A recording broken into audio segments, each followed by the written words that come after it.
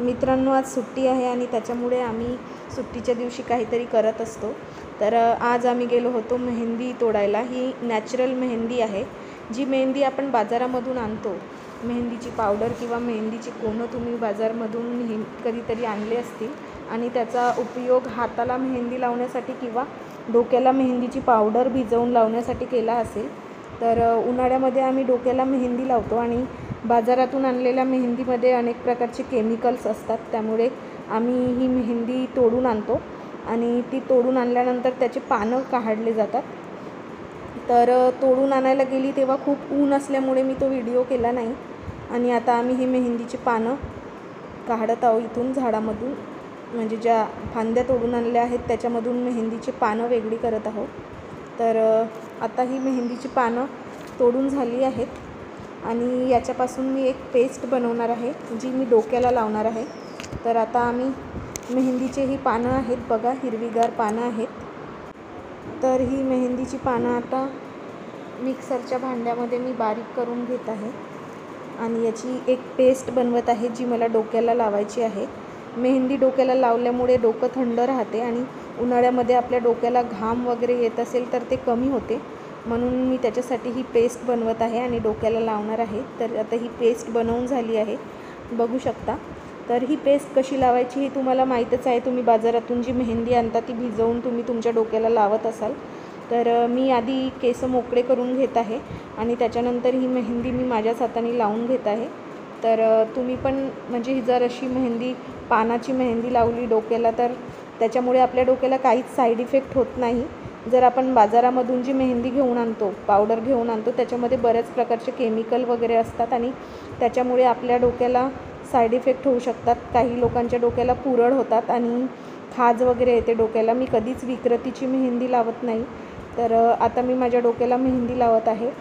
मेहंदीचे भरपूर उपयोग आपल्या आयुर्वेदामध्ये सांगितलेले आहेत आणि त्यामुळे पूर्वीच्या काळापासून मेहंदीचा उपयोग आपल्या घरातल्या महिला करत असतात।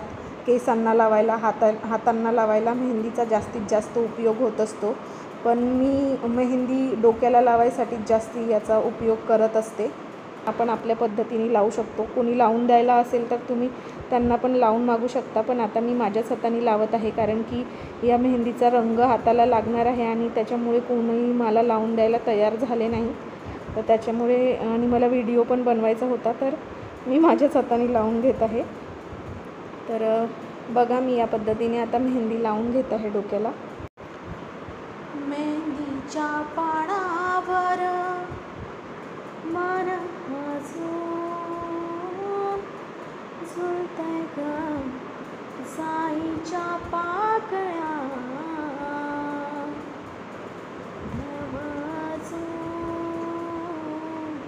झुलतंय ग मेहंदीच्या पानावर मन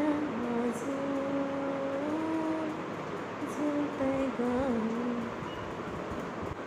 तर अशा प्रकारे आता माझ्या केसाला मेहंदी लावून होत आहे आणि त्याच्यानंतर 1 तास डोक्याला मेहंदी ठेवल्यानंतर मी डोकं धुवून घेतलं आहे, पण त्याच्यानंतरचा मी व्हिडिओ बनवू शकली नाही।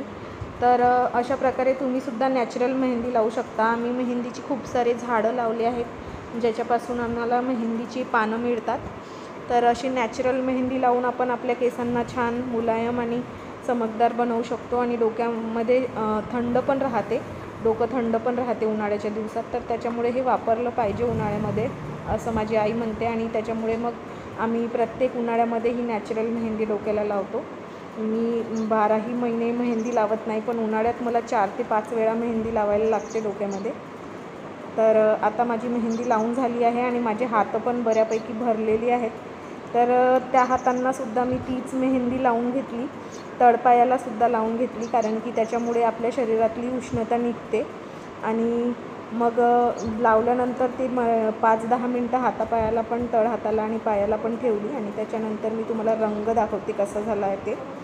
तर तुम्हीसुद्धा केसांना अशी मेहंदी लावता का ते आम्हाला कमेंट करून नक्की सांगा। आपल्या व्हिडिओला जास्तीत जास्त लाईक करा आणि शेअर करा।